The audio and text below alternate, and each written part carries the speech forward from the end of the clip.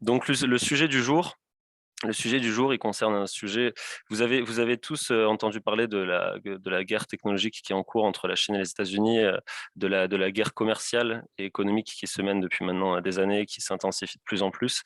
Les enjeux qui en découlent, ils ont fait couler beaucoup d'encre. Et moi, ce que je vais essayer de vous présenter aujourd'hui, c'est une facette de cette guerre technologique qui fait couler beaucoup moins d'encre, dont on parle beaucoup moins. Et en réalité, l'une des raisons pour lesquelles on en parle moins, c'est que ça implique à la fois une technologie qui est extrêmement récente, donc la blockchain, que vous connaissez pour la plupart, j'imagine, dans cette association, et une vision de long terme. Et là, on a deux modèles qui s'opposent avec d'un côté l'Occident, où on a une succession de dirigeants qui changent assez régulièrement, et de l'autre, des pays comme la Chine ou la Russie, qui sont des grandes puissances depuis des décennies et qui, eux, ont une vision de construction stratégique sur du long terme. Ces deux visions-là, en fait, s'opposent véritablement. Le fait aussi qu'il y ait si peu de gens qui discutent de ces sujets-là, c'est aussi dû à notre consommation de l'information qui aujourd'hui est très court-termiste et très rapide, poussée notamment par le développement des réseaux sociaux. Je vais revenir très rapidement sur trois définitions, juste pour clarifier les choses et qu'on parte tous sur des bonnes bases au cas où tout le monde ne serait pas avec les mêmes armes au début de cette présentation. Il y a trois définitions qu'il ne faut pas confondre, le Bitcoin, la blockchain et les crypto-monnaies. C'est trois choses différentes. Bitcoin, c'est effectivement la première crypto-monnaie. C'est aussi un écosystème monétaire, comme on le verra un peu plus tard. Bitcoin, c'est le système qui invente la technologie blockchain, ou plutôt qu'il la crée de manière pertinente pour développer son système de cash numérique. La technologie blockchain, c'est une technologie à part entière, comme la technologie Bluetooth, la 5G, etc. Comme Internet aussi, c'est une technologie. Et donc la blockchain, c'est une technologie de registre distribué. On rentrera peut-être un peu plus dans les détails plus tard. Et les crypto-monnaies, en fait, c'est le seul moyen qu'on a trouvé de faire fonctionner des blockchains dites publiques, au sens où ces blockchains, elles peuvent être surveillées, elles peuvent être manipulées, elles peuvent être vérifiées par n'importe qui à travers le monde. On peut lire leur fonctionnement, leur code informatique, comme on peut lire leur contenu, tout comme n'importe qui peut participer à cette écriture et à son développement, ce qui n'est pas le cas des blockchains privées. Et donc, en fait, pour sécuriser et inciter à la sécurisation de ces registres publics, on rémunère avec le jeton de la plateforme, le jeton de la blockchain, on rémunère les gens qui valident les transactions. Et donc, c'est cette incitation via récompense qui a donné lieu à la place que prennent aujourd'hui les crypto-monnaies, et leur utilité première dans chacune de ces blockchains, c'est celle-ci. Après, il existe des crypto-monnaies qui fonctionnent indépendamment de blockchain parce qu'elles sont développées sur une blockchain à part entière. Une blockchain peut contenir plein de types de crypto-monnaies différentes, mais on va essayer de garder les choses simples. De la même manière, juste différencier ce qu'on entend par système financier international et système monétaire international. Euh, le système financier international, ça va être tout ce qui va être les institutions financières, les marchés boursiers, la bourse de Paris, la bourse de New York, etc. Et tout ce qui gère la mise en relation des acteurs financiers, donc tout ce qui gère les canaux de paiement. On va voir un peu plus de détails juste après sur la slide d'après. De son côté, le système monétaire international, c'est toutes les règles qui régissent le système financier, notamment international, et le fonctionnement des monnaies entre les États, les mécanismes et les acteurs qui contrôlent ces échanges de capitaux entre pays. Euh, je ne vais pas vous faire un cours d'économie ici, je ne vais pas vous faire un cours de monnaie et financement de l'économie. C'est juste pour avoir en tête certaines bases, avoir en tête certains acteurs et certains fonctionnements. Parce qu'en fait, tout ça, ça a très peu bougé depuis la dernière fois que ça a véritablement bougé, c'était Bretton Woods en 73. Mais pour la plupart, ces institutions, comme par exemple le FMI, elles ont été mises en place au sortir de la Seconde Guerre mondiale, par exemple. Euh, ce qu'il faut que vous voyez, alors attends, juste cette petite slide, moi qui me dérange. Ok, non, c'est pas mieux. Il y a moyen de cacher, masquer la vignette des vidéos, parfait. Ce qu'il faut que vous voyez ici, c'est donc le système financier international. Il est composé de tout ce qui est banque centrale, banque commerciale et d'investissement, donc tout ce qui est Société Générale, BNP Paribas, Natixis, etc., les compagnies d'assurance, les courtiers, les bourses traders, etc. Euh, les banques centrales, il faut bien que vous compreniez qu'elles elles n'ont pas toutes la même puissance. La Banque centrale américaine a beaucoup plus de puissance que la Banque centrale japonaise, notamment parce qu'aujourd'hui, vous avez 80% des échanges internationaux qui sont réalisés en dollars. Et que vous avez aujourd'hui, alors, il y a 1 an et demi, 2 ans, c'était 62% des réserves des banques centrales qui étaient libellées en dollars. Aujourd'hui, c'est tombé à 58%, je crois. Mais le dollar reste la monnaie qui est présente dans les réserves de toutes les banques centrales à travers le monde en écrasante majorité. Ce qui confère à la Banque centrale américaine un pouvoir monumental par rapport à toutes les autres banques dans le monde. Ensuite, vous avez tous les acteurs du système monétaire international, que ce soit le FMI, la BRI, la Banque mondiale. Tout ça, comme vous pouvez le voir, bien souvent, ils sont basés aux USA. Il n'y a que la BRI qui est effectivement basée en Suisse, en territoire neutre, si je puis dire. Mais la plupart, la plupart des pouvoirs politiques et financiers se trouvent aux États-Unis, ont été bâtis aux États-Unis. Et ce que vous voyez juste là à droite, Swift, Swift, en fait, c'est un réseau de paiement international qui connecte pas moins de 11 000 banques à travers plus de 200 pays et qui effectue en fait les transferts interbancaires internationaux.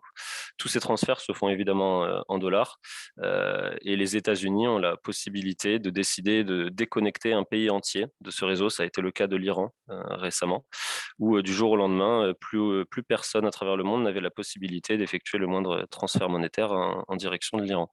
Une des raisons pour lesquelles l'Iran a commencé à s'intéresser au Bitcoin, notamment pour son commerce international. Parce que quand vous ne pouvez plus exporter à l'étranger simplement parce que vous n'avez plus aucun moyen de canaux de paiement, c'est là que vous comprenez l'importance aussi d'être souverain sur ces moyens de transfert d'argent. Euh, donc, une domination américaine en danger. Je sais pas, il faut que vous compreniez que la place qu'a aujourd'hui le dollar au niveau international, elle est monumentale, notamment parce que depuis le FCPA, le Foreign Corrupt Practice Act, qui est une loi américaine qui a été prise dans les années 90, il me semble, mais ils ont commencé à l'utiliser véritablement qu'à partir des années 2000. Cette loi qui, à la base, vise à lutter contre la corruption, contre les pratiques de corruption, en réalité, aujourd'hui, elle est utilisée pour attaquer en justice quiconque aurait pourrait porter intérêt à la.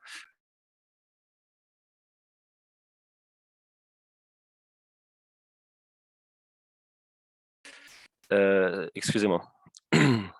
Donc du coup, je disais oui, la FCPA, c'est ce qu'on appelle l'extraterritorialité du droit américain. En fait, aujourd'hui, quiconque utilise le dollar, pas uniquement le dollar, ça peut être aussi quiconque utilise des technologies américaines comme du cloud américain, comme des smartphones américains, etc. Mais le dollar en particulier aussi, quiconque utilise le dollar est justiciable devant les autorités américaines. Dès lors, dans des situations de guerre économique, comme il y a pu avoir avec le rachat d'Alstom par General Electric, on va utiliser le fait que certains employés d'une entreprise ou certaines entreprises aient utilisé le dollar pour ensuite les traîner devant les tribunaux et avoir autorité sur eux pour les arrêter à leur moindre passage aux États-Unis. Si c'est pas un domaine que vous connaissez bien, tout ce qui touche à l'intelligence économique, je vous invite vraiment à vous renseigner sur le cas d'Alstom, notamment Frédéric Pierucci qui est très actif pour expliquer ce qui lui est arrivé. Et ça témoigne d'une vraie politique américaine en ce sens. Euh, et donc les États-Unis tiennent énormément à la place du dollar aujourd'hui comme étant la monnaie de réserve numéro un dans le monde et comme étant la monnaie la plus utilisée. Ils ont publié donc en février 2020 cette note de recherche qui émane directement du bureau de renseignement. Le bureau du renseignement, c'est ce qui chapeaute en fait toute la partie du renseignement aux États-Unis. Et je crois que ça regroupe quelque chose comme 14 ou 17 agences, incluant tout ce qui est CIA, NSA, la Navy, la Royal Air Force, enfin la Air Force, pardon, etc., etc. Euh... mm, mm.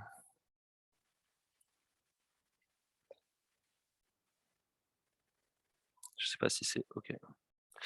Ce qu'il faut voir aussi, c'est qu'il y a une certaine tendance qui est observée depuis maintenant, surtout la période de la crise 2008, où on a les pays en développement qui commencent à rattraper les pays développés. Et les pays développés dont la croissance ne stagne pas, mais en tout cas n'est pas du tout aussi importante que celle des pays en développement. Et depuis la crise de 2008, la place de ces pays en développement n'a cessé de croître et a dépassé celle des pays développés. On a notamment une Chine qui pèse aujourd'hui, post-Covid, pour 25% des échanges dans le commerce international, là où les États-Unis sont tombés aux alentours de 8-10%. Et là, on a un PIB chinois en parité de pouvoir d'achat qui s'élève à lui tout seul à 27,3 milliards. Alors, ces chiffres datent de l'année dernière, mais 27,3 milliards contre 21,4 milliards pour les États-Unis. Et si on fait le total, de tous les membres de l'Union européenne, excluant le Royaume-Uni, on est à seulement 18,9 milliards.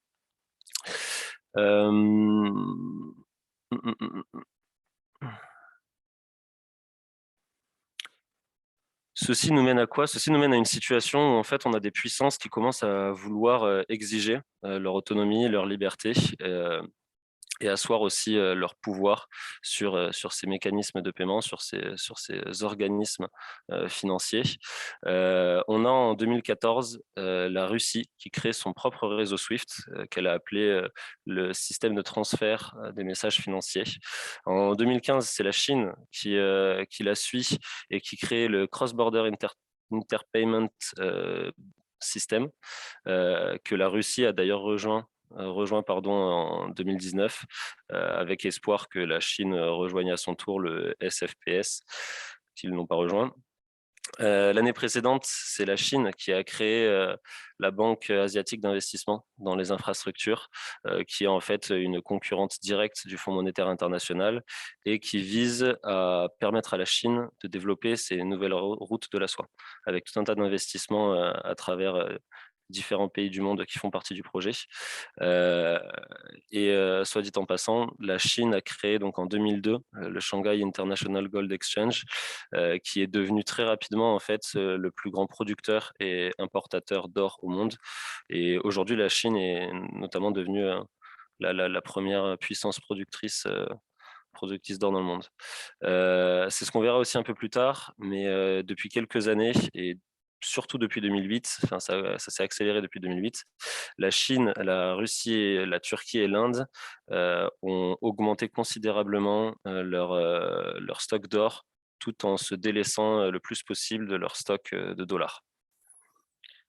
Le plan Made in China 2025, est-ce que ça parle à certains d'entre vous? Est-ce que c'est quelque chose qui vous parle un petit peu ou pas du tout? N'hésitez pas à interagir en direct. Nope. Ok, alors du coup, Ouais, ouais. ouais, ok. Oui, c'est la route de la soie, c'est la nouvelle route de la soie. Exactement, exactement. Ça a été un plan donc du coup qui a été officialisé, lancé au début des années 2015, en 2015 exactement, et qui vise à faire de la Chine la première puissance mondiale, notamment sur le plan manufacturier et technologique d'ici 2050. Notamment parce qu'il y aura le 100e anniversaire de la République populaire de Chine en 2049. Et en fait, ce plan, c'est, comme tu le disais, la suite logique du projet de Nouvelle Route de la Soie qui vise à connecter entre eux plus de 65 pays qui cumulativement représenteraient plus d'un tiers du PIB mondial et 40% du commerce international. L'idée, c'est de relier la Chine à l'Europe. Et quand vous voyez cette map monde, vous comprenez que beaucoup de pays profiteraient de ces échanges commerciaux, mais il y a une puissance qui reste exclue totalement de ces échanges et de ce partenariat, c'est les États-Unis, qui du coup voient d'un très mauvais œil ce plan-là. Et donc, dans cet objectif-là, la Chine actuellement fait tout pour promouvoir l'utilisation de son yuan à l'échelle internationale, notamment en numérisant le yuan. On a du coup, c'est la banque publique de Chine qui a déposé un brevet en juin pour un système de crypto trading. Ça fait des années, en fait, ça fait depuis 2014 déjà qu'ils travaillent sur le développement du yuan numérique. Et c'est ce que l'on va voir juste après. En réalité, la Chine a déjà une avance considérable sur les États-Unis. C'est au niveau de la blockchain. On va le voir un peu plus tard. Voilà, la Chine a déposé, alors ces chiffres-là datent de mars 2020. On avait 1100 brevets en Chine contre 600, pas plus de 600 aux États-Unis, à peine plus de 600 aux États-Unis, avec Alibaba qui à lui tout seul avait déposé presque autant de brevets que les États-Unis. Cette tendance, elle a pas bougé. C'est exactement la même aujourd'hui. Le graphique est différent, mais comme vous pouvez le voir, on est sur un total, en tout et pour tout, d'à peu près 55 000 brevets blockchain qui ont été déposés depuis 2015. Sur ces 55 000 brevets blockchain, il y en a, je crois que c'est 60% qui sont aujourd'hui chinois.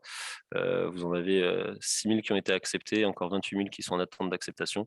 Mais par exemple, les sociétés chinoises qui déposent le plus de brevets, c'est Alibaba, avec sa filiale notamment Ant Group, Ping AN Group et Tencent. Alibaba, c'est 7 000 brevets, Ping AN Group, c'est 4 200 brevets, et Tencent, à lui tout seul, c'est 2 800 brevets. Quand vous comparez Ah, cela avec les 3 200 brevets des États-Unis validés, c'est après, un brevet ne veut rien dire, hein. Ça, c'est qu'on soit bien clair. Mais il y a une vraie démarche de la part de la Chine qui s'est enclenchée notamment depuis les années 2016 ou 2017, je ne sais plus exactement, où on a Xi Jinping qui a fait un discours, non, c'était 2018, qui a fait un discours en disant qu'il voulait faire de la Chine la première puissance blockchain au monde. Marius? Oui. Ouais, Aurélien. Là, ce que tu nous commences à nous dire, c'est que tout ce qu'on peut entendre sur les réseaux ou dans des cercles peu initiés, c'est que toute la pseudo-régulation, enfin la régulation de toute façon, que font certains pays, notamment les États-Unis, on entend parler de mesures de la SEC récemment, que je n'ai pas suivi très très près, mais pour réguler notamment la partie Bitcoin. De toute façon, sur les transferts de type blockchain, ils seront obligés d'y aller et de lâcher un peu la bride parce que la Chine y va et qu'ils seront poussés de toute façon à continuer à investir. Et donc, si les États-Unis le font, que la Chine le font, nous, on le fera aussi. Et puis, on C'est ce que, continuera là quoi, pour en c'est faire ce un que prône, système neutre. c'est ce que prône le secteur privé américain au niveau de la blockchain et certains sénateurs américains. Mais effectivement, c'est ça. C'est-à-dire que les États-Unis veuillent y aller ou pas, il va falloir qu'ils y aillent. La question, c'est comment ils vont y aller, quelle route ils vont prendre. Mais la question n'est plus de savoir est-ce qu'on adresse ce sujet-là ou pas, parce qu'il y a trop d'enjeux. Il y a trop d'enjeux et c'est ce que je vais essayer de vous montrer juste après. C'est-à-dire que c'est pas simplement une question de monnaie, mais c'est une question d'organisation de la société, véritablement. Oh, wow, pardon. Non, je suis désolé, l'ordinateur rame un peu beaucoup. J'arrive tout de suite. Nous en étions juste ici. Donc en fait, ce plan 2025, il a plusieurs axes et parmi ces axes, il y en a deux grands qui concernent le secteur blockchain. C'est le Blockchain Service Network et le yuan numérique. La blockchain, c'est une technologie qui permet d'organiser la gouvernance entre différents acteurs. C'est une technologie en réalité qui permet énormément de choses et notamment aux yeux de la Chine, ce qui l'intéresse le plus, c'est pas tant la transparence, mais c'est surtout la traçabilité, l'immuabilité et la sécurité permise par cette technologie. La Chine, je pense que vous avez tous entendu parler du comment s'appelle de la fiche d'identité sociale et de la note sociale que les citoyens chinois ont aujourd'hui, alors qu'ils sont en permanence surveillés pour chaque fait et geste, que ce soit sur Internet ou dans la rue, notamment avec des technologies de reconnaissance faciale, d'intelligence artificielle sur les réseaux, etc. En fait, le maillon manquant le maillon qui manquait à la Chine pour verrouiller et mettre en place une dictature parfaite, c'était cette technologie blockchain qui permet justement en fait de certifier, d'authentifier les données qui sont récoltées, que ce soit par des caméras de vidéosurveillance ou que ce soit sur les réseaux sociaux par des intelligences artificielles, etc. C'est vraiment ce côté traçabilité, immuabilité et sécurité qui permet à la Chine de totalement verrouiller sa dictature technologique qu'elle construit depuis des années. Et ce yuan digital, c'est un maillon supplémentaire qui va permettre de, en plus, tracer chaque fait et geste financier de toute la population. Donc, le yuan digital a été lancé en avril 2020 dans 4 grandes villes. Aujourd'hui, il est présent dans plus de 12 régions et il y a plus de 140 millions de Chinois qui l'utilisent déjà. Vous avez 2 types de comptes possibles avec le yuan digital. Un compte où on ne vous demande pas votre identité et vous pouvez retirer par an, je crois que c'est 58 000 yuan. Donc, enfin, yuan, pardon. C'est quelque chose comme 7 000 $ l'année, je crois. Donc, et après, si vous voulez un compte illimité, là, il faut que vous enregistrez votre identité auprès de la banque pour qu'elle vous délivre ce portefeuille. Son objectif à la base à Pékin, c'était de faire en sorte que le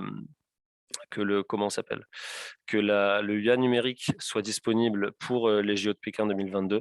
En réalité, c'est quelque chose qui fait extrêmement peur à la délégation américaine. On a même des sénateurs américains qui ont posé une note au CIO, Comité international olympique, pour leur dire de permettre aux athlètes américains de ne pas utiliser ce yuan, parce que l'objectif pour Pékin, ça va être de faire utiliser ce yuan à tous les athlètes du monde entier, montrer sa supériorité et son développement et son avance technologique sur le monde entier.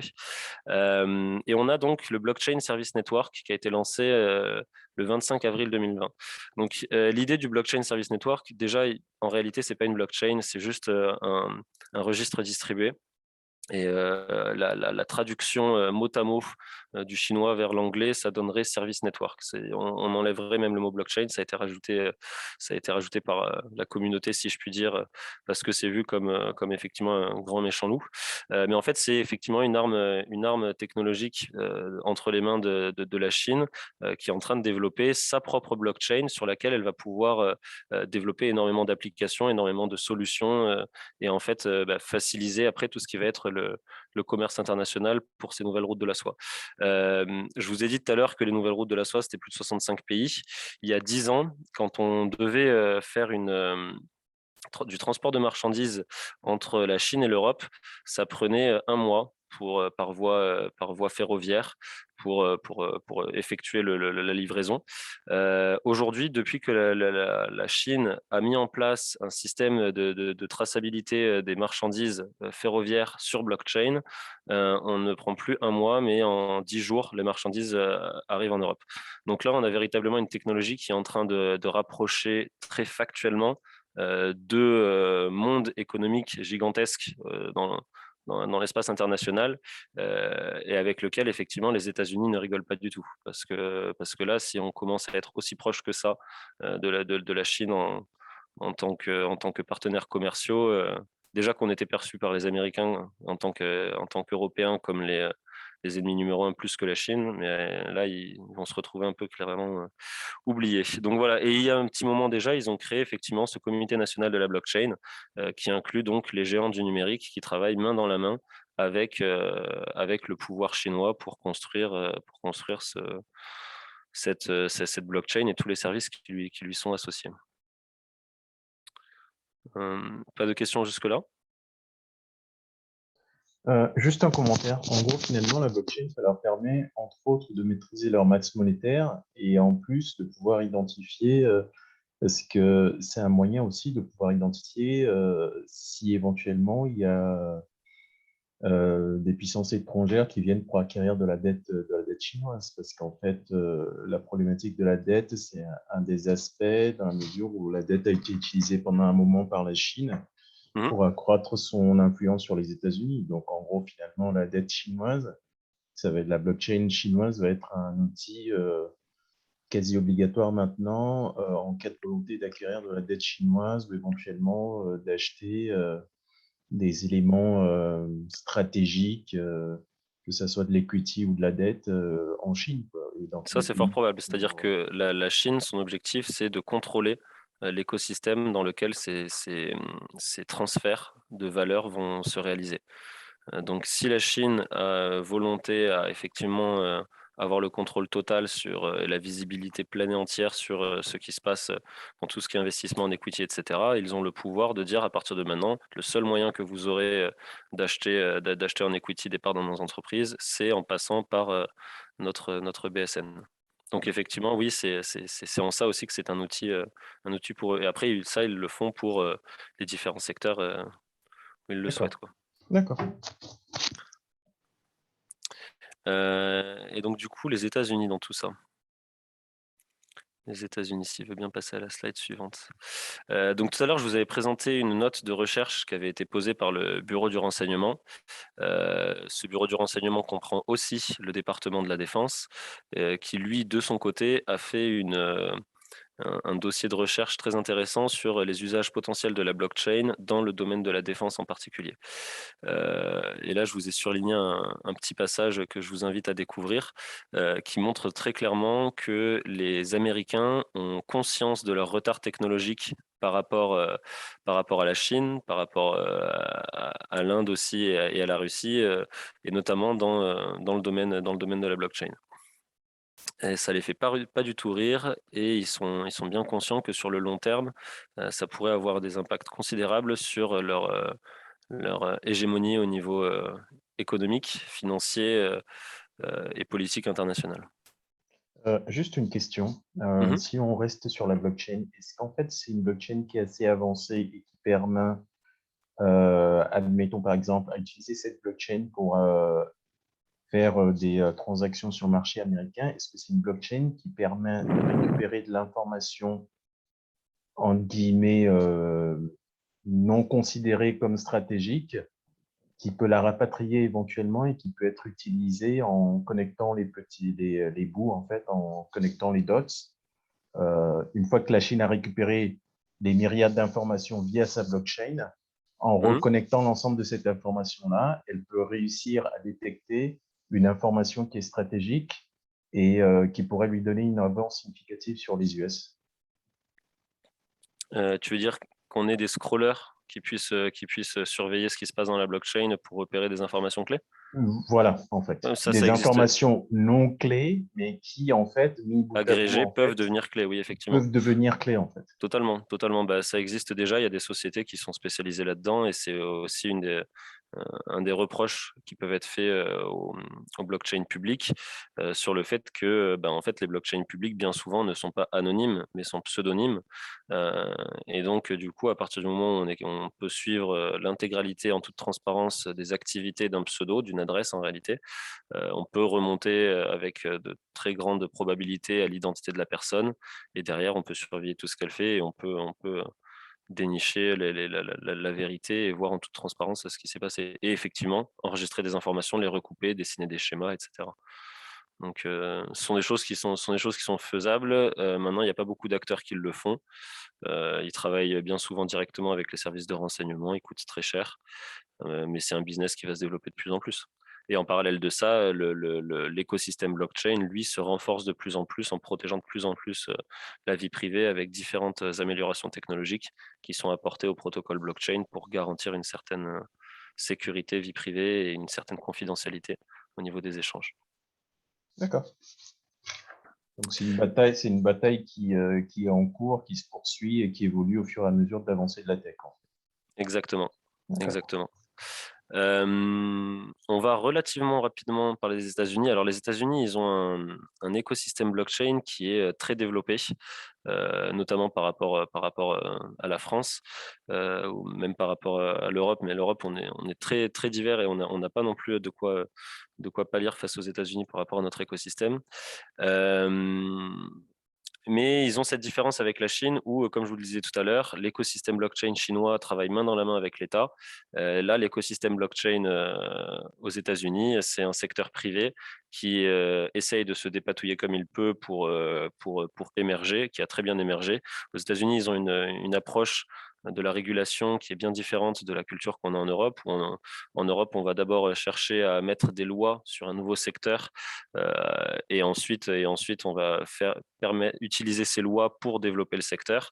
Aux États-Unis, ils ont plutôt tendance à explorer un nouveau secteur sans lui mettre trop de lois et ensuite, en fonction des problèmes qui surviennent, ils vont créer des lois pour résoudre les problèmes à l'instant T et l'utiliser comme jurisprudence par la suite. Donc, on a une approche qui est très différente.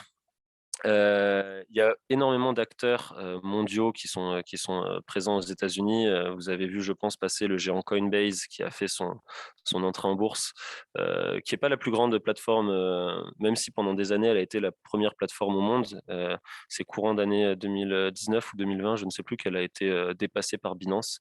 Binance, qui était toute jeune, qui est une plateforme qui avait à peine 1 an, qui a raflé la mise et qui aujourd'hui encore est numéro 1 mondial en termes de volume et de présence sur tous les continents. À la base, Binance, c'était une plateforme qui avait été lancée par un Chinois.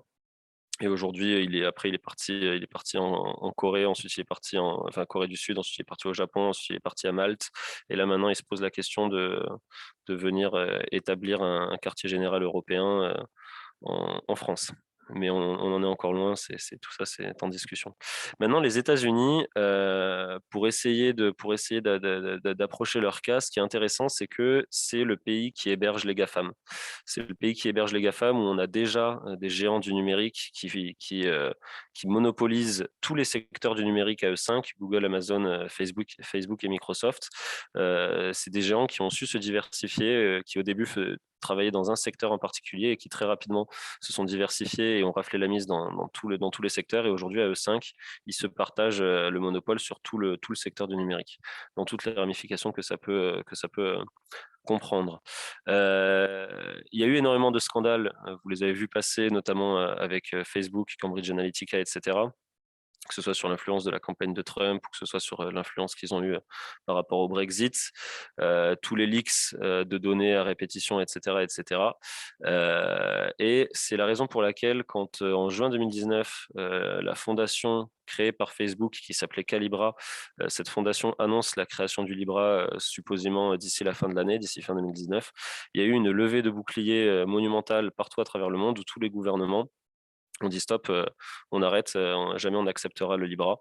Ça arrête tout de suite. Et notamment, en fait, le Parlement et le gouvernement américain qui a mis un gros stop à Facebook en lui disant tu te calmes, parce que Facebook, son objectif, c'était de permettre à tous ses utilisateurs d'avoir accès à une monnaie d'une valeur stable et de pouvoir s'échanger de la valeur monétaire directement depuis les applications de messagerie, à savoir WhatsApp, Instagram, Messenger. Et en fait, à travers toutes ces plateformes, donc Instagram, WhatsApp, Facebook Messenger et j'ai oublié la dernière, Facebook possède en tout plus de 2,1 milliards de personnes à travers le monde. Donc, si le jour où ils lanceront leur crypto et que 2,1 milliards de personnes auront accès à leur monnaie, ça voudra dire que Facebook deviendra la plus grande banque de l'histoire de l'humanité. Aucune banque n'a jamais eu un tel portefeuille de clients. C'est en juin 2020 que vous avez la Digital Dollar Foundation qui publie son livre blanc intitulé Digital Dollar Project. Donc, il y a une vraie volonté aux États-Unis de créer un euro numérique, mais on en est encore très loin. Et ça, c'est très intéressant. C'est le président de la SEC qui, fin 2020, annonce que autrefois, tous les titres boursiers, ils étaient sous forme papier. Récemment, ils ont été numérisés. Maintenant qu'ils ont été numérisés, on pourra finir par les tokeniser, donc les mettre sous forme de jetons. Dit autrement, les mettre sous forme de crypto. notamment les ETF. Donc du coup, voilà, tout ça pour vous dire que par rapport à Facebook, on a depuis qu'il a lancé le projet Libra, qui aujourd'hui s'appelle Diem. À l'époque, c'était Calibra. Aujourd'hui, l'association s'appelle la Diem Association. Et au sein de cette Diem Association, c'est Novi, qui est la filiale de Facebook, qui pousse le projet pour cette monnaie. Et en fait, avec tous les bolets au pied que se traîne Zuckerberg, depuis le début, son projet, il est sans cesse retoqué, il fait sans cesse l'objet de tout un tas de refus de la part du Parlement américain et du Congrès. Et on a notamment ce rapport parlementaire qui voulait casser les GAFA en fin d'année dernière et qui voulait forcer, alors on n'y est pas, hein, mais on ne sait pas si on y arrivera un jour, qui voulait forcer Facebook à revendre ses entreprises différentes entreprises, ses filiales sous différentes entreprises. Vous avez tous vu passer Facebook à Meta. Et là, le monde entier a découvert ce que c'était qu'un métaverse. Personne ne savait ce que c'était qu'un métaverse, ne serait-ce qu'avant 2021. Et là, en 2021, on a le plus grand réseau social du monde qui dit les réseaux sociaux, c'est fini. Le métaverse, c'est le successeur d'Internet. Il va débloquer une nouvelle économie créative, encore plus intéressante que celle d'aujourd'hui.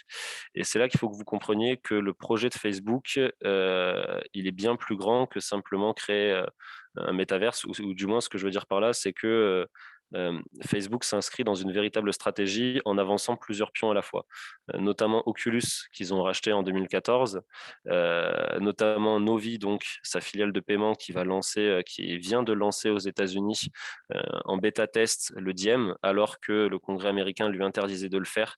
Ils l'ont fait en partenariat avec. Alors voilà, ils veulent avoir 1 milliard d'humains dans leur métaverse d'ici 2030. Et ils ont prévu d'investir, ils ont annoncé un investissement de 10 milliards d'ici la fin de l'année et encore de dizaines de milliards sur les 5 ans à venir. Donc voilà, ils ont fait un partenariat avec Paxos et Coinbase pour faire un système de paiement qui permet aux gens d'utiliser le Diem, qui est lancé depuis maintenant, du coup, le début du mois dernier, je crois. Donc au début, l'objectif de la crypto de Facebook, c'était d'avoir un consortium de 100 entreprises qui payaient chacune un ticket de 10 millions de dollars pour pouvoir faire partie des 100 nœuds validateurs du réseau. Donc, il y aurait eu 100 ordinateurs qui validaient le réseau.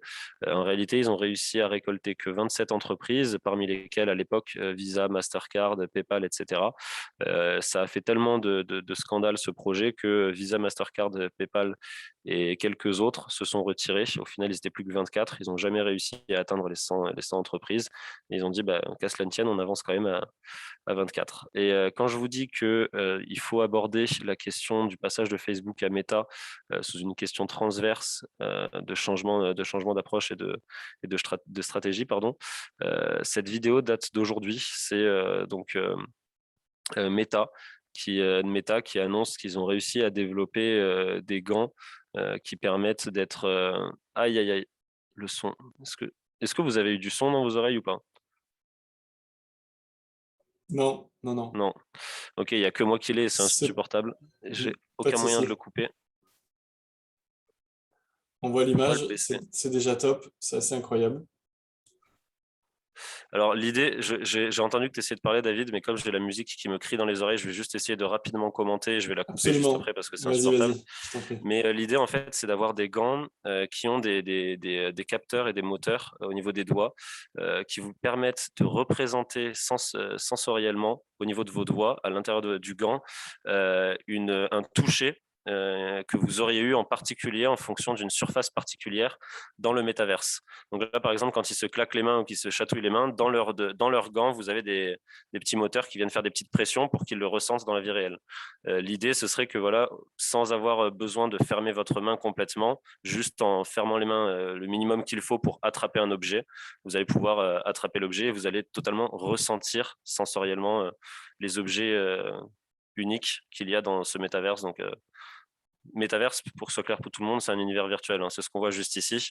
Voilà. Est-ce que ça nécessite pas qu'il soit décentralisé Attends, quand je vais juste zapper la slide parce que la musique est insupportable. Oui, pardon. C'est bon, je t'ai de nouveau. Tu Juste, disais est-ce que le terme métaverse derrière n'implique pas forcément une décentralisation. Pas nécessairement. C'est ça, Tu d'accord. peux avoir des métaverses centralisés, c'est ce que Meta, c'est ce que Facebook va créer, comme tu peux avoir effectivement des métaverses décentralisés. Là, pour le coup, tu as tout ce qui est Decentraland, The Sandbox, CryptoVoxel, par exemple. Voilà. Facebook n'a pas vocation à créer un métaverse décentralisé. Notamment, ils ont annoncé que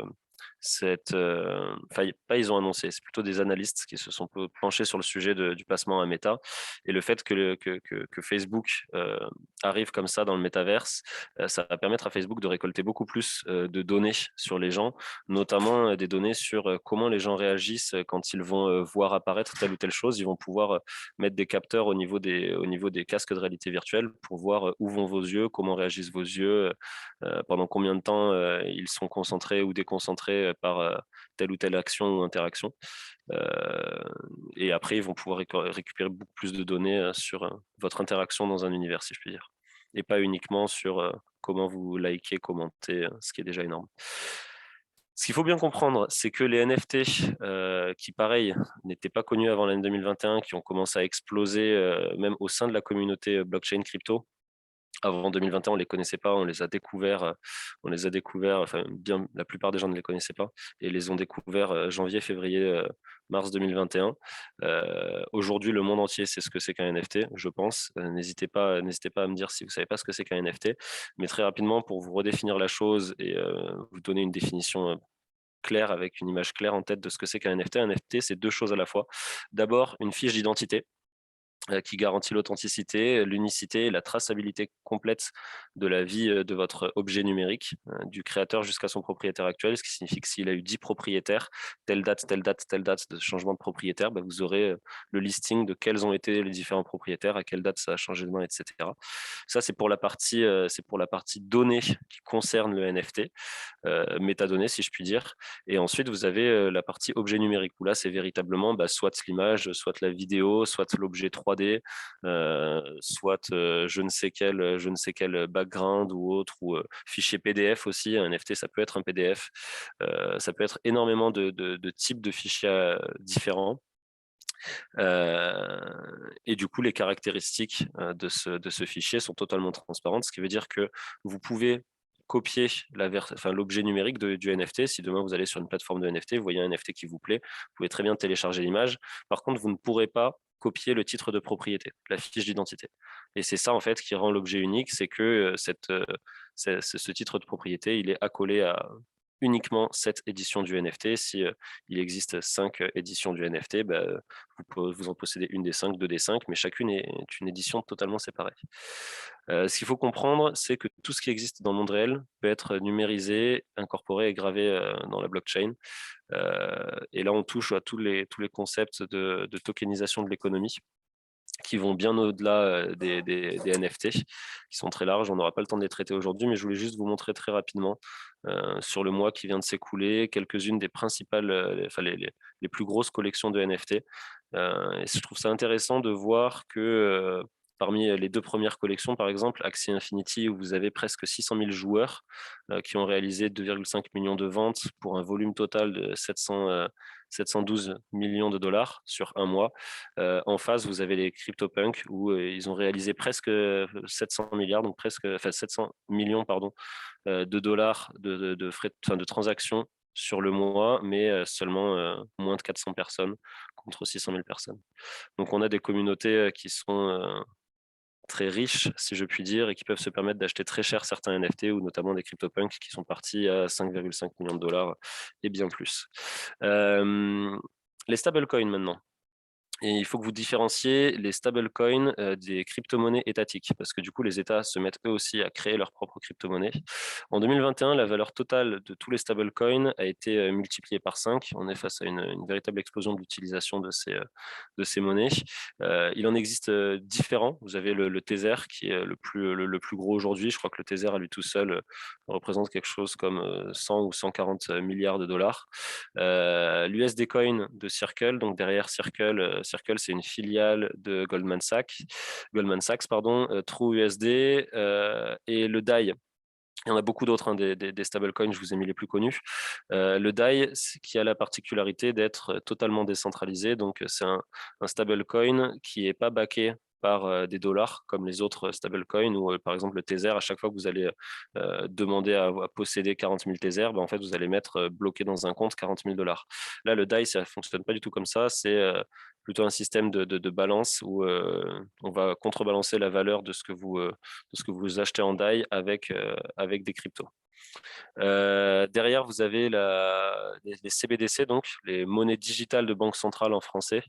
Tout ce qui va être donc le crypto-yuan, le e-krona, donc ça c'est e-krona, c'est en Suède si je dis pas de bêtises, le digital dollar où on en est encore pour l'instant très loin, et le e-euro qui est actuellement à l'étude notamment auprès de la Banque de France et de la Banque centrale européenne, mais la Banque centrale européenne a annoncé qu'on n'aurait pas de décision sur oui ou non est-ce qu'il y aura un e-euro avant 2023 je crois, donc ils prennent encore une bonne année pour se décider.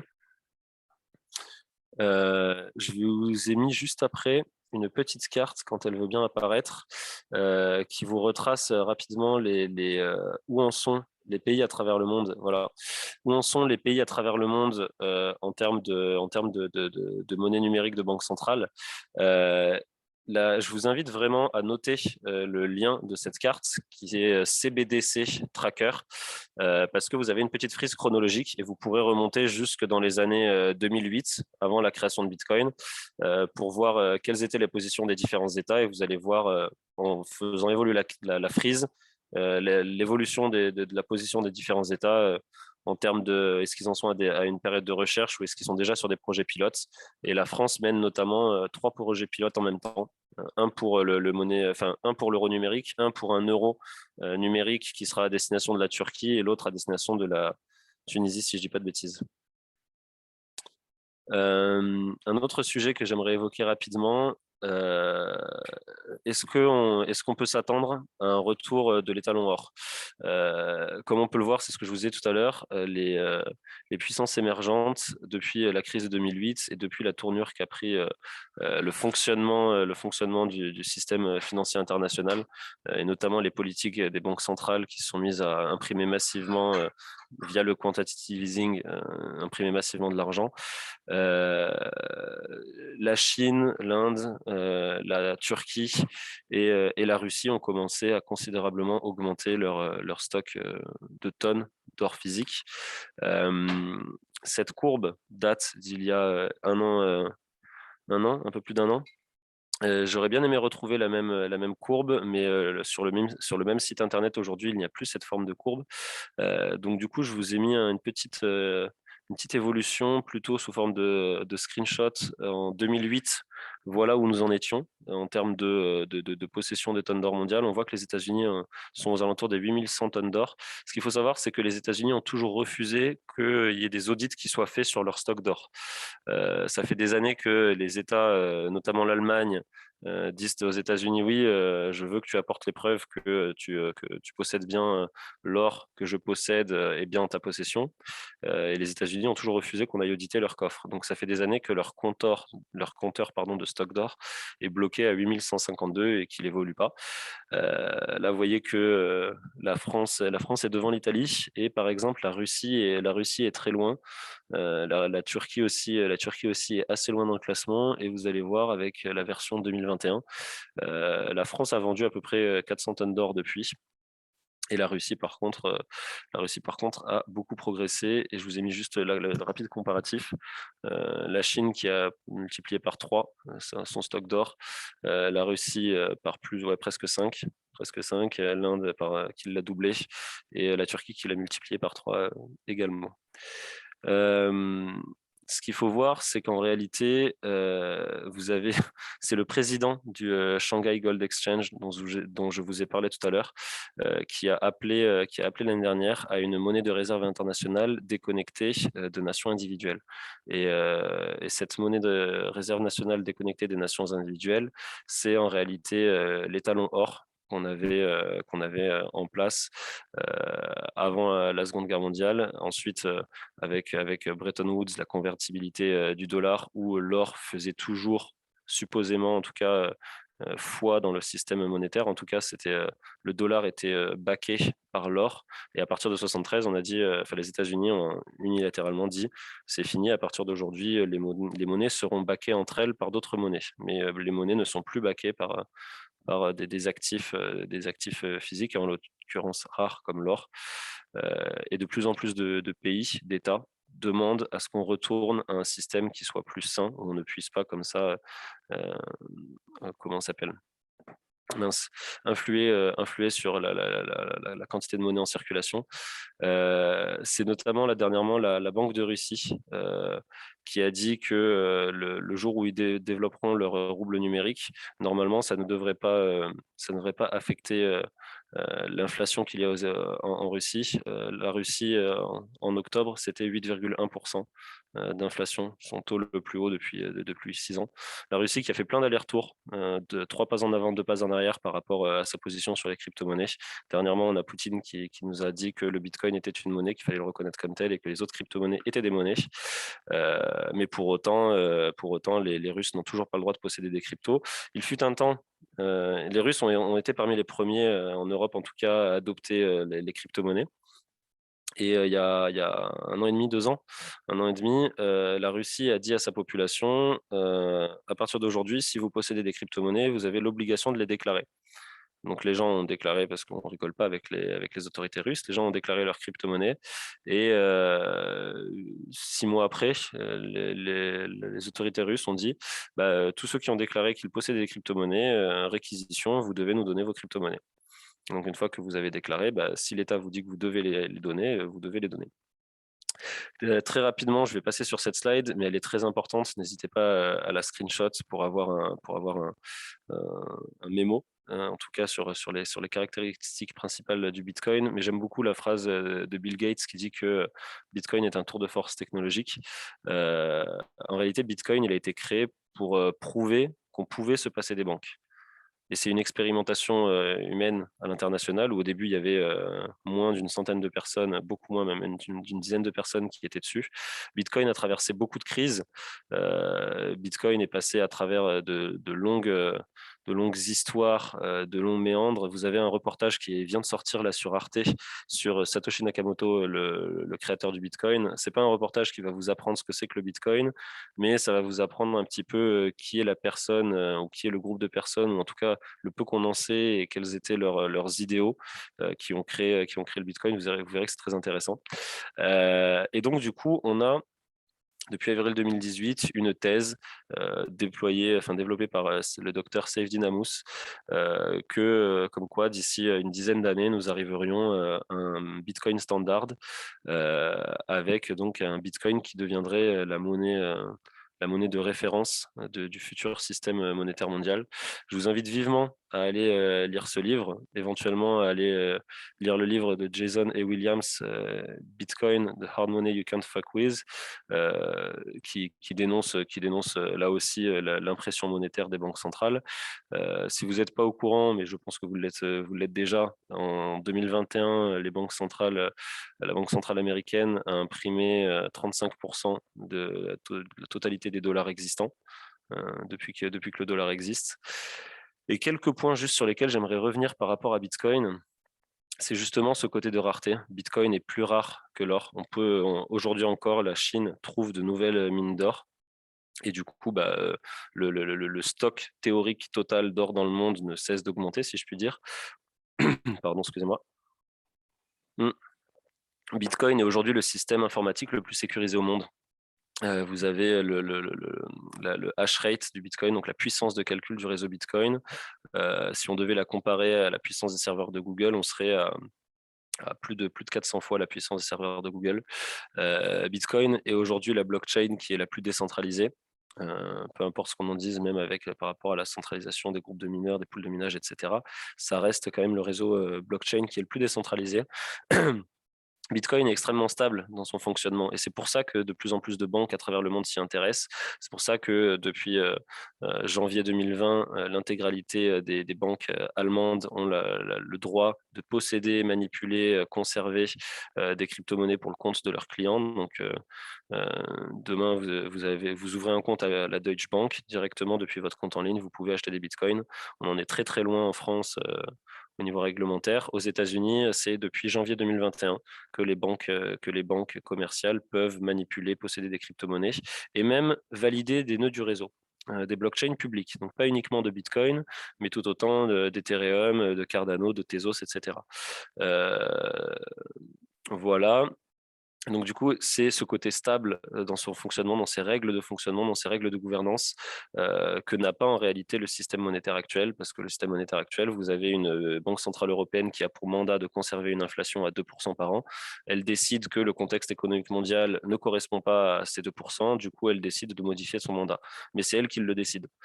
Euh, qui pouvait s'y attendre. Alors, il y a plein de gens qui vous diront oui, non, mais c'est évident et c'est logique, etc.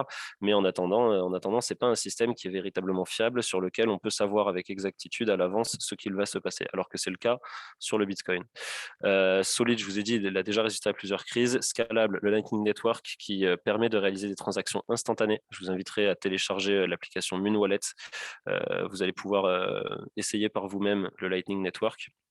Ça change tout parce que ça permet véritablement de faire des transactions instantanées et gratuites sur le réseau Bitcoin. Alors qu'en général, sur la chaîne principale du réseau, on est sur des transactions qui prennent 10 minutes pour être validées. Il faut 6 validations. Donc en réalité, pour être sûr et certain que le paiement a bien eu lieu, il faut attendre 1 heure. Et ça va vous coûter entre 3 et 25 $ de frais de transaction. Donc c'est compliqué de faire des micro-paiements avec Bitcoin. Grâce à Lightning Network, on peut envoyer moins de 1 centime gratuitement sur le réseau. Transparent et accessible à tous et surtout améliorable. Ce qu'on vient de voir là qui s'est passé le week-end dernier. Le week-end dernier, il y a eu un événement énorme sur le blockchain Bitcoin qui est une activation d'une amélioration qui a été votée via un processus démocratique qui a pris plus d'1 an. Une proposition d'amélioration qui a été faite il y a déjà 3 ans. Et en fait, c'est la deuxième amélioration du réseau Bitcoin. La dernière qu'il y avait eu juste avant, c'était Segwit en 2017, qui avait fait couler beaucoup d'encre à l'époque, qui avait été à l'origine de beaucoup de débats au sein de la communauté Bitcoin. Mais c'est le fait qu'on est comme ça, je vous inviterai vraiment à creuser ce sujet de l'amélioration Taproot qui vient d'avoir lieu parce que c'est juste passionnant comment est-ce que la communauté continue encore de faire grandir Bitcoin aujourd'hui. Aujourd'hui, c'est la blockchain dans le monde où il y a le plus de développeurs. Et tous ces développeurs, l'écrasante majorité, font ça à titre bénévole. Et donc voilà, Bitcoin est tout autant la monnaie d'Internet que l'Internet de la monnaie.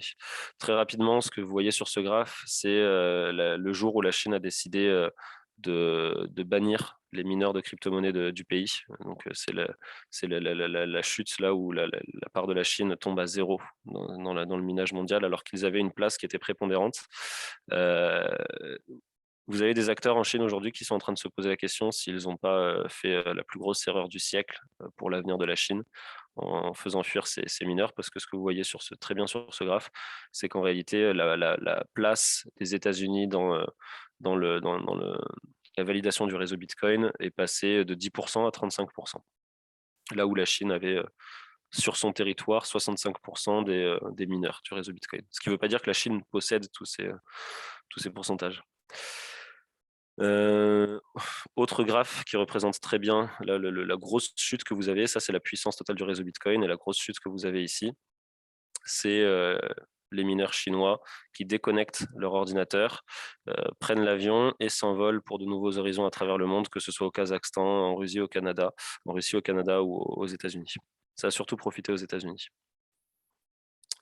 Est-ce qu'on est face à une guerre des monnaies? Ça, ce sera éventuellement les questions qu'on pourra se poser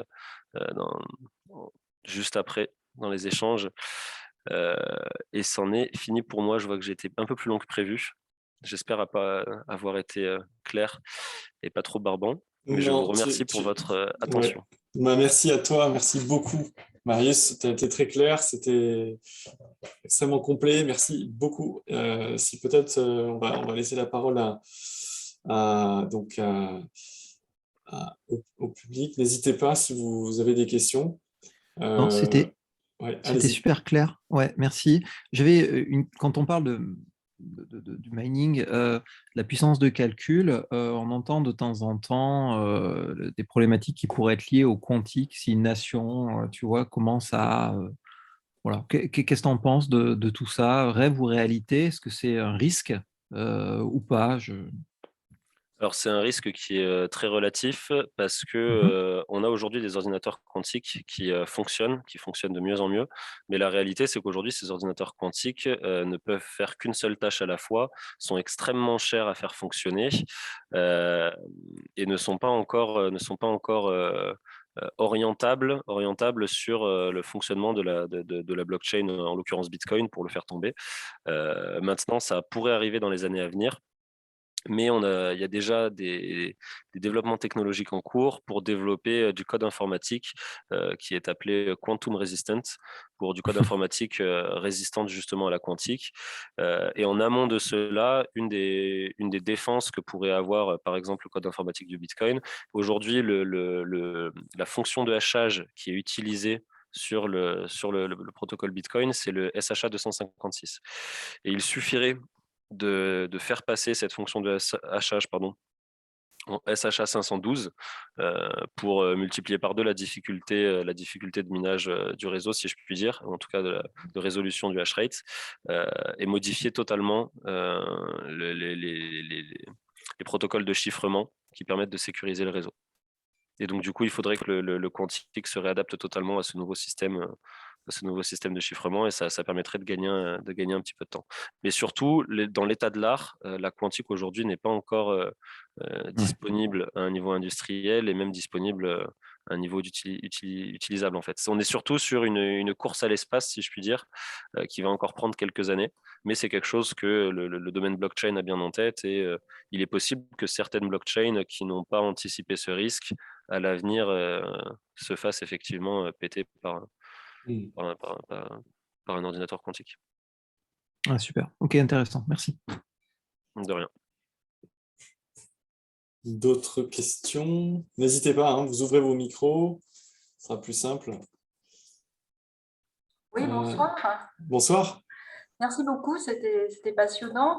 Alors, je voudrais rajouter que en ce qui concerne donc les NFT, effectivement, dans le métaverse aujourd'hui, moi j'ai qu'une envie, et tous les jeunes que je connais ont qu'une envie, c'est d'acheter, comme dans Ready Player One, le super monstre qui va être le plus fort.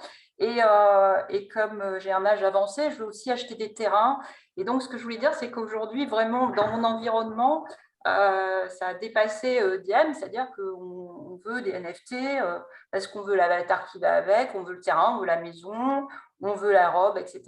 Et donc, je trouve ça génial dans une perspective de décroissance, puisque on va pouvoir consommer sans toucher aux matières premières dans le métaverse. Voilà, c'était une petite...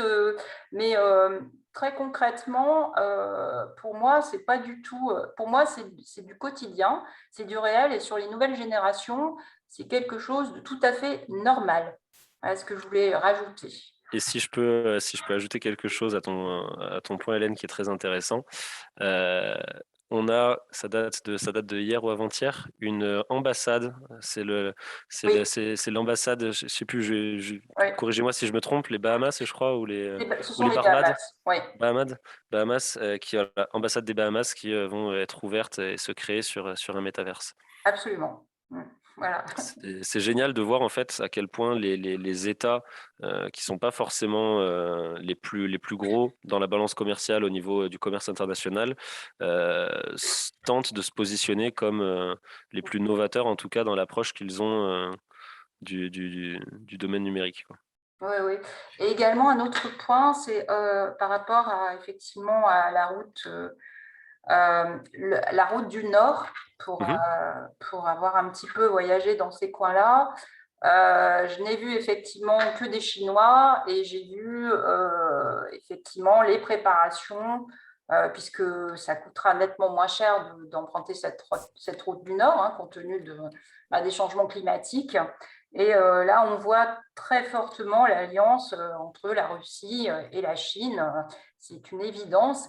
Donc, en termes de perspective, c'est aussi un point qui va dans le sens de ce que vous avez exprimé de façon très explicite. Ouais, c'est un point que je voulais rajouter. Ouais. Okay. Merci beaucoup, en tout cas. Merci à toi, de rien. Aurélien, je viens de voir ta question, c'est-à-dire l'ambassade de Sauve, c'est-à-dire qu'ils vont acheter un terrain dans le métaverse. Tout ce qui existe dans un métaverse est un NFT. Donc le terrain lui-même, imagine les Sims, tu es en train de jouer aux Sims, c'est comme si tout dans les Sims était un objet véritablement unique. Et si toi tu possèdes ce terrain-là, cette maison-là, un autre joueur à l'autre bout du monde ne peut pas posséder le même terrain, la même maison. Et donc du coup, ils ont acheté un terrain et ensuite ils vont acheter des objets qui constituent des murs et ensuite ils vont acheter des objets qui constituent des fenêtres, des portes, etc. Et ils vont acheter les objets numériques qui vont leur permettre de construire cette ambassade. Et derrière, après, ils vont pouvoir accueillir des gens dans l'ambassade. Alors, Ils ont fait ça sur quoi? Sur quelle infra? Enfin, tu saurais? j'ai pas creusé le sujet. Je l'ai D'accord. vu passer, j'ai pas eu le temps de le creuser. Ah, c'est C'est une rigolo, bonne ouais. question, mais je pense pas que ce soit sur Ethereum. Mhm. Mais il y a de grandes chances en vrai, parce que la plupart des métaverses aujourd'hui se situent sur Ethereum. Donc, Mhm. Excellent. Très intéressant tout ça, ouais. D'autres questions peut-être? mhm. Une question rapide. Quelle est la probabilité pour que les monnaies, les différentes monnaies des banques centrales et les monnaies digitaux arrivent à s'entendre pour, entre guillemets, arriver à contrer les monnaies comme le Bitcoin au niveau global? Vous voulez dire qu'on aurait par exemple des monnaies étatiques qui s'entendent avec des monnaies privées comme la monnaie de Libra? Non, non, en fait, que l'e-euro puisse s'entendre avec la monnaie digitale chinoise et Ok, d'accord, puisse pardon. s'entendre avec la monnaie digitale russe, parce qu'en gros, finalement, c'est les avancées de la blockchain qui les a tous motivés pour arriver là où ils sont. Mhm. Ils ont tout intérêt, enfin, indirectement, à ce que avoir des monnaies digitales qui puissent travailler ensemble pour pouvoir contrer, entre guillemets, le Bitcoin. Enfin, C'est surtout qu'ils ont chacun leur intérêt propre. Ouais, c'est ça. Ils vont avoir beaucoup de mal à se mettre d'accord sur comment ils veulent aborder ensemble la question du Bitcoin parce que le monde entier essaye de le faire depuis des années. Il y a eu je ne sais combien de réunions du G7, il y a eu je ne sais combien de réunions du G20 en disant ben voilà, il faut qu'on aborde une question de régulation commune par rapport à la mais blockchain et aux crypto-monnaies. bon, Et jusqu'à présent, ils n'ont absolument pas été. quand je prends l'exemple de la Chine, par exemple, Mhm. ça a été on arrête, stop, parce qu'en gros, ça vient en gros en concurrence de la monnaie qu'on essaie de la monnaie digitale. Exactement. Exactement. Exactement. Mais Ouais, c'est la raison pour laquelle la Chine a banni le Bitcoin. C'est la raison pour laquelle la Russie aussi a banni le Bitcoin parce qu'ils veulent pas avoir de fuite de leurs capitaux vers cet autre système monétaire. Parce que pour le coup, quand vous passez des euros au dollar euh, au Bitcoin, vous sortez véritablement du système monétaire traditionnel sur lesquels les États peuvent avoir un contrôle. Quand vous possédez des bitcoins, personne ne peut vous forcer à déplacer vos bitcoins, personne ne peut les geler, personne ne peut vous en empêcher l'accès. Vous en êtes le seul et unique propriétaire. Et ça, c'est un pouvoir qu'effectivement les États comme la Russie, la Chine et par la suite, ce qui est inquiétant, c'est que même les États comme la France commencent de plus en plus à vouloir adopter une position similaire, notamment sur leur approche de leur euro numérique leur approche de leur monnaie digitale. Mais après que la France réussisse à se mettre d'accord, ne serait-ce qu'au niveau européen, sur quel euro digital mettre en place, déjà rien que ça, c'est une grosse problématique. Après que l'Union européenne se mette d'accord pour avoir des partenariats avec la monnaie chinoise, c'est très peu probable qu'ils ils ont des y arrivent. intérêts qui sont, Ils ont des intérêts qui sont trop divergents. Et ben, ils ont un certain nombre d'intérêts qui sont surtout convergents. C'est-à-dire que ils ont tous l'intérêt de pouvoir contrôler leur monnaie. mhm. Donc, en acceptant, ils arrivent à contrôler, à former un système monétaire digital qui permette de sortir Le après. problème, Ouais. Le problème, c'est qu'il ne suffit pas que eux acceptent entre eux de mettre en place quelque chose pour la monnaie. Parce que ce que permet le développement des crypto-monnaies, c'est désormais de choisir la monnaie qu'on souhaite utiliser. Autrefois, vous n'aviez pas le choix. Vous vouliez faire un paiement en France, vous n'aviez que l'euro pour faire votre paiement. Vous voulez faire un paiement à l'international, votre banque avait l'obligation de transférer ces euros sous forme de dollars pour faire le paiement à l'international. Aujourd'hui, que ce soit les États comme les particuliers, si on a envie de se faire un échange en utilisant plutôt le Bitcoin, plutôt l'Ethereum ou plutôt le Mana pour un échange qui aurait lieu à l'intérieur d'une plateforme de métaverse comme Decentraland, que ce soit la Banque centrale européenne ou la Banque centrale chinoise, aucun des deux n'aura la force de vous obliger à utiliser cette crypto, à utiliser sur ce monde ouvert open source, à utiliser soit le yuan numérique, soit l'euro numérique. Ok. Donc, ils auront la force de le faire dans l'économie traditionnelle pour les commerces de tous les jours, ça oui. Mais dès que ça concerne l'économie du numérique, si je puis dire, et tous les services qui se développent dans le monde numérique, là, ils n'en auront pas la force. Ils pourront pas.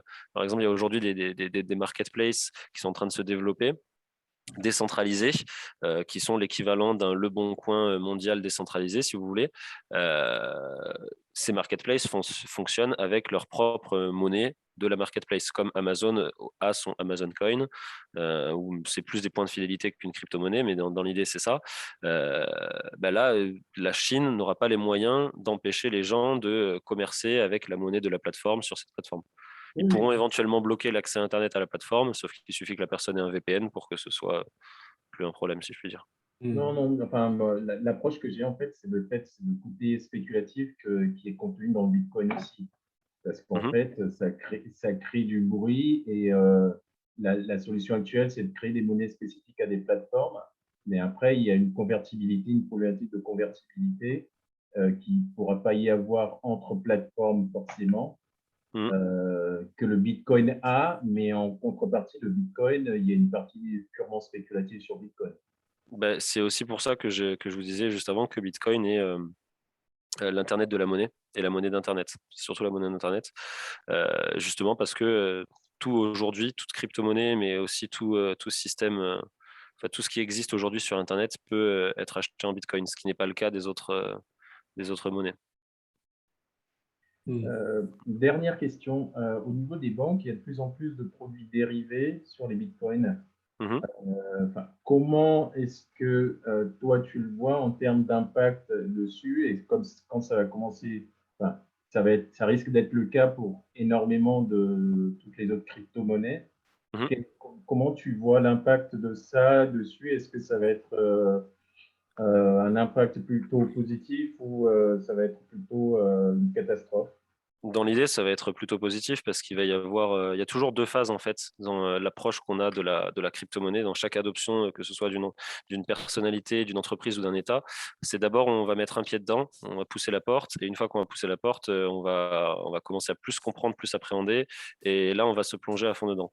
Ce que je veux dire par là, c'est aujourd'hui, il y a effectivement, je pense que vous faites référence notamment aux ETF, les Exchange Trade Funds. Il en existe deux types.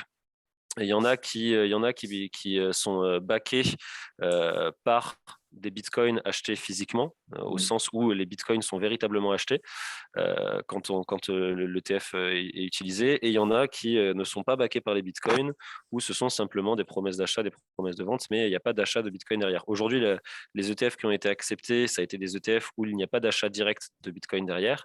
Maintenant, c'est un premier pas à mes yeux pour les institutions, pour les entreprises du secteur bancaire, qui mettent un premier pas à tâtons, mais avec une certaine garantie, une certaine sécurité dans cet univers blockchain. Il y a un moment où ils vont finir par comprendre assez rapidement qu'ils ont beaucoup plus à gagner à posséder eux-mêmes directement les bitcoins que à passer par des systèmes où vous avez un tiers qui conserve à votre place quelque chose qui au final n'est pas véritablement un bitcoin, mais simplement un titre de propriété. Donc on a aujourd'hui cette technologie qui est le Lightning Network qui est en train de se développer. On a aujourd'hui des banques qui hébergent des nœuds de validation du Bitcoin, mais aussi des nœuds Lightning Network. Je vois très bien dans les 10-15 ans à venir l'intégralité des banques du monde avoir leur propre nœud Lightning Network et pouvoir réaliser instantanément des transactions sur Bitcoin gratuites avec du coup un nouveau maillage mondial, si je puis dire, des canaux de paiement, quoi. Et Lightning Network, Taproot, permet de faciliter le déploiement de smart contracts sur Lightning Network. Donc, on pourrait, dans l'idée, avoir à l'avenir un ETF qui sera directement codé sur Bitcoin, si je puis dire. D'accord, ok. Parfait, super. Merci beaucoup. De rien. Mais du coup, s'il est codé sur Bitcoin, il ne sera pas nécessairement régulé dans un pays. C'est ça. Il sera plus mondial, quoi. Parfait. Bon, on en est très loin, hein. Ça, c'est des prospectives, des possibilités, mais on en est très loin pour l'instant. Par contre, que les banques s'intéressent au Bitcoin, est-ce que ça peut être dangereux pour le Bitcoin? Je pense pas le moins du monde au final. La technologie avance assez vite, donc en fait, on ne peut qu'être surpris de ce côté-là. Enfin, quand on prend un peu si on considère la loi de Moore, je pense qu'on peut y arriver d'ici 3 à 5 ans assez facilement, vu les puissances de calcul dont on peut disposer. Merci beaucoup, Marius. D'autres questions, peut-être? Est-ce que vous avez d'autres questions? Moi, j'en ai, mais j'attends de voir. Non, il n'y a personne d'autre? Non, c'était par rapport au projet dont tu parlais d'un Amazon décentralisé. J'ai des problèmes de vidéo, c'est pour ça que j'ai arrêté. Mais ouais, d'un Amazon décentralisé, peut-être que ça peut être aussi le moment de mettre en avant des projets pour toi qui te sont chers, et puis notamment Smart Chain, que tu accompagnes particulièrement, et puis qui te permet d'accompagner des projets blockchain divers et variés. Merci de me passer la main pour présenter rapidement ce que je fais. Et je ne vais pas avoir le temps de vous présenter tous les projets sur lesquels on travaille parce qu'il y en a beaucoup. Ils sont complexes, ils sont passionnants. Et je vais pas avoir suffisamment de temps pour tous vous les présenter. Mais donc Smart Chain, on est une entreprise de conseil en innovation blockchain. On a aussi un pôle de recherche et développement, recherche appliquée, technologique appliquée. On est totalement agnostique sur les blockchains sur lesquels on travaille, c'est-à-dire que contrairement à d'autres cabinets de conseil qui sont financés par des protocoles blockchain, afin d'apporter un maximum de cas d'usage sur ce protocole blockchain en particulier. Smart Chain est totalement resté indépendant et ça nous permet de voir en fonction des cas d'usage de nos clients et de nos partenaires, de voir si on va plutôt aller utiliser cette blockchain qui sera plus propice à son cas d'usage ou une autre. On développe sur Cardano, sur Tezos, sur Ethereum, sur Solana, bientôt sur Avalanche, entre autres. Et on a aussi une petite formation, une petite branche formation. On fait à peu près 10% de notre temps qu'on passe sur de la formation à divers endroits. Et les différents projets sur lesquels on travaille, dernièrement, effectivement, le Cardano Shift Programme, qui je crois sera présenté à HEC la semaine prochaine ou d'ici 2 semaines. C'est ça, ou en tout cas parmi tant d'autres projets, mais effectivement sur le thème de la blockchain et l'impact, positif ou négatif. Hein, ouais. Exactement. Pour le coup, là, en l'occurrence, celui-ci, c'est impact social et environnemental.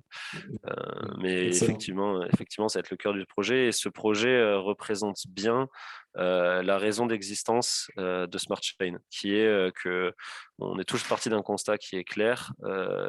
Pour reprendre une expression d'un président français, notre maison brûle. Et la technologie blockchain, malgré ce que la plupart des gens imaginent, est une technologie qui a les moyens de nous aider dans notre lutte contre le changement climatique. Et c'est la raison de notre engagement à tous au sein de Smart Chain, qui sommes une équipe de passionnés. La raison pour laquelle on travaille dans les blockchains, c'est celle-ci, et ce projet du Cardano Shift Programme est celui qui représente le plus la réalisation, si je puis dire, du pont entre la blockchain, une innovation technologique, et des enjeux réels du monde actuel avec des impacts mondiaux et concrets. Excellent. Peut-être un autre projet? Alors, je suis ambassadeur pour SmartLink, alors je vais pousser probablement SmartLink, mais il faudrait que vous regardiez aussi du côté de MyTV Chain, qui est un projet français. Et qui est passé d'ailleurs sur le Zoom de Blockchain HEC, donc D'accord, il est dans les conférences en replay sur parfait. la session qui s'intitule Pitch de 3 startups. Ok, Voilà. génial. Génial. Ben, j'espère qu'elle est disponible, auquel cas je vous invite à aller consulter. De mémoire, il y avait aussi, aux côtés de ce projet, il y avait aussi Stardom, un autre projet sur lequel on travaille aussi, qui vise à créer un réseau social décentralisé, un Instagram killer. Également, comment ça s'appelle, mince, les Metaverse Marauders. Metaverse Marauders, qui est une collection de NFT qui est portée notamment par LNC. Le projet est porté par LNC, Ryan et Lud. Donc l'épouse d'Omar, hein, d'Omar Sy, c'est Exactement, ça. Ouais. l'épouse d'Omar. Et en fait, le projet a pour vocation d'abord à vendre une première collection de 12 000 NFT, autour desquels il y a énormément de storytelling, tout un univers vraiment très spécifique qui a été créé. La création et le génie artistique au sein de cette collection sont véritablement présents, et la vente de ces NFT vont viser à financer la création d'une plateforme de marketplace NFT et d'un programme d'éducation à l'utilisation de l'art numérique à destination des populations des pays en voie de développement, d'abord en Afrique et plus particulièrement à Dakar au Sénégal, dont le marché central mondialement connu s'appelle Sandaga, et du coup c'est le Sandaga Project. Donc voilà. Et pourquoi je vous parle des Marauders?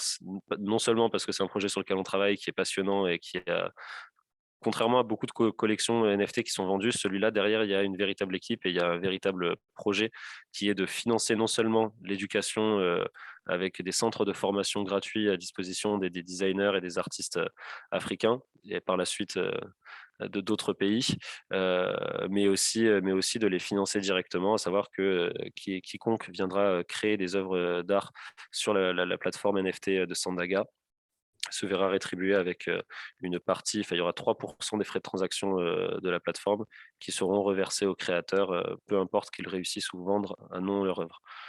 Ça peut être quelques dollars, mais quelques dollars dans certains pays du monde, c'est déjà un complément de revenu qui peut être énorme et qui peut faire beaucoup de bien. Complètement. Et bon, il est 30, mais peut-être le mot pour la fin. En général, on demande à la fin de raconter une petite anecdote qui te semble intéressante sur le monde, justement, sur l'écosystème dans lequel tu travailles, de la blockchain, et que tu pourrais, enfin, que tu aimerais partager, que ce soit une image qui te vient à l'esprit, notamment dans la phase d'adoption qui est assez incroyable en ce moment, ou Alors, peu importe, ouais. Enfin, il y a une réflexion qui m'est venue en préparant cette présentation et dont j'avais prévu de vous parler, mais là, ce que tu viens de me dire me fait penser que j'ai oublié de vous faire part de cette réflexion. Et du coup, c'est pas tant une anecdote, mais c'est plus un avis de quelqu'un qui a déjà passé 4 ans dans la blockchain, qui a vu passer ce que c'est qu'un bull market et un bear market. Là, on arrive sur la fin du bull run, sur la fin du bull market, assez rapidement, et ça va aller très très vite. On va aller atteindre des sommets où on va monter avec des prix faramineux de manière verticale. Il va y avoir une euphorie totale, et une fois qu'on aura touché un certain maximum, il va y avoir un retournement instantané de tendance où le marché va s'effondrer de 45% probablement en une semaine. Donc ça va être très violent, et sur les mois qui arrivent, il va y avoir énormément de nouvelles personnes qui vont rentrer. On dit toujours, n'investissez pas plus que ce que vous pouvez vous permettre de perdre. Mais le conseil que je voudrais vous donner, c'est surtout, il y a beaucoup d'investisseurs qui disent non, mais moi j'investis long terme. Ils disent j'investis long terme, très bien, mais en fait, dès qu'un an après, ils ont leur portefeuille qui a perdu 50% de la valeur, le j'investis long terme, il est plus présent. Il faut que vous gardiez en tête ce pourquoi vous avez investi, et que vous soyez suffisamment préparé en fait aux aléas du marché. Et il ne faut pas que vous ayez en tête, il y a beaucoup de projets actuellement qui lèvent des centaines de millions de dollars pour réaliser plein de projets. L'anecdote que je voulais vous donner, c'est que fin du mois, là, le 29 novembre, vous avez la plateforme The Sandbox qui va lancer sa version alpha. Ça veut dire quoi? Ça veut dire que Sandbox, jusqu'à présent, fonctionnait sur une bêta. Avant ça, il fonctionnait sur une phase de test. Et en fait, Sandbox, ils existent depuis 4 ans. Pourquoi je vous dis ça? Parce qu'ils ont levé des fonds il y a 4 ans. Ils en ont relevé à plusieurs reprises depuis. Et c'est un projet où les premières personnes qui ont cru au projet il y a 4 ans, bien souvent, ne sont pas restées à croire au projet sur les 4 ans à venir. Alors qu'en réalité, ce que je veux vous dire, c'est que les levées de fonds, les entreprises qui se créent dans la blockchain, ces projets-là, ça prend des mois et des années à se construire. Quand on veut construire les choses bien, de manière sécurisée, etc., ça met des mois et des années à se construire. Donc, n'imaginez pas que vous investissez sur un projet aujourd'hui et que dans 3 mois, vous allez être millionnaire. Des projets comme SmartLink, par exemple, c'est des projets qui sont extrêmement solides sur leurs fondamentaux, et ça, ce sera à vous d'aller le découvrir par vous-même. Quand vous voyez les équipes qu'il y a derrière, le background, etc., le projet, les partenariats, etc.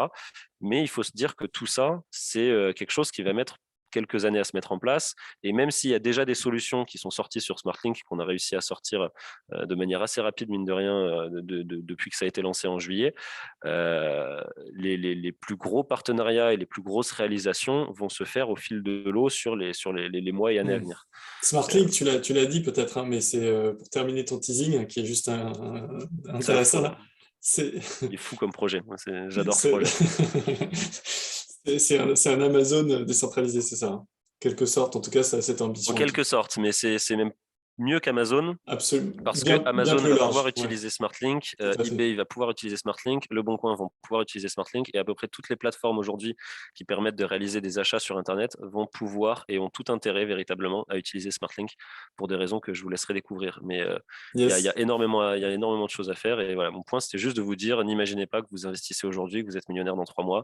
Il y a des projets qui vont se créer aujourd'hui, qui dans 5 ans pourraient être énormes, mais qui pour l'instant, entre-temps, ils vont passer par des moments très tumultueux où ils vont perdre 95% de la valeur.